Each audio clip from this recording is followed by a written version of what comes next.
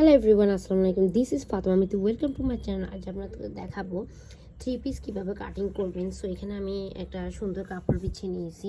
এখানে কাপড় আছে আপনার 2 গজ, 2.5 গজ বরের। সো এখানে আমি প্রথমত এই দেখুন এখানে মাপ নিয়েছি গলার, যেহেতু আমার বডি হচ্ছে আপনার 38।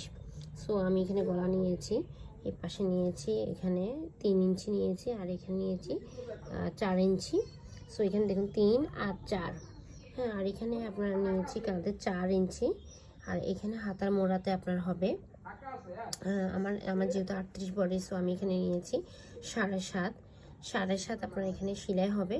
সো আমি একটু বেশি নিয়েছি 8.5, হ্যাঁ। 8.5 যেহেতু বডি, এখানে মানে সেলাই মানে কাটিং সহ নিয়েছি 7.5 আপনার ফিটিংস হবে, আর এখানে 8.5 নিয়েছি কাটিংয়ের জন্য। সো এখানে দেখুন আমার কোমরের মাপ এখানে নিয়েছে 18। আপনার বডির এখানে আপনার ইচ্ছা মতো নিতে পারেন, যার বডি যেরকম হবে। আপনার এইভাবে শেপিংটা যেভাবে দিতে চান এটা শেপিং কাট দিয়েও দেওয়া যায়। এইভাবে আপনারা এইভাবে একটু শেপ দিয়ে এখানে 18 মাপ পর্যন্ত নিতে পারেন।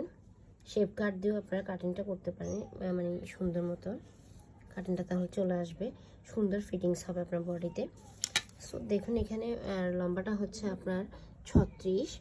সো আমি এভাবে ডাবল চাকের মার্কিং করে আমি কাটিংটা করব। সো এটার জন্য আমি একটা ভালো কেচি নিয়েছি, একদম চায়না ব্র্যান্ডের কেচিটা। আপনারা চাইলে এই কেচি দিয়েও কাটিং করতে পারেন, এটা দিয়ে কাটিং করলে খুবই ইজিভাবে কাটিংটা হয়ে যায়। সো এখানে একটা মানে চায়নার ম্যাফের একটা টেপ নিয়েছি। সো এগুলো দিয়ে আপনারা সুন্দর করে মানে কাটিংটা করে নিতে পারবেন। আমি তো এভাবেই আমার ড্রেস কাটিং করে থাকি। আর এটা নিয়ে যদি কারো কোনো কোশ্চেন থাকে তাহলে আমাকে কমেন্ট করে জানাতে পারেন।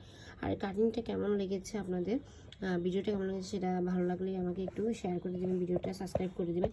সো সবাই ভালো থাকবেন। আল্লাহ হাফেজ, টাটা।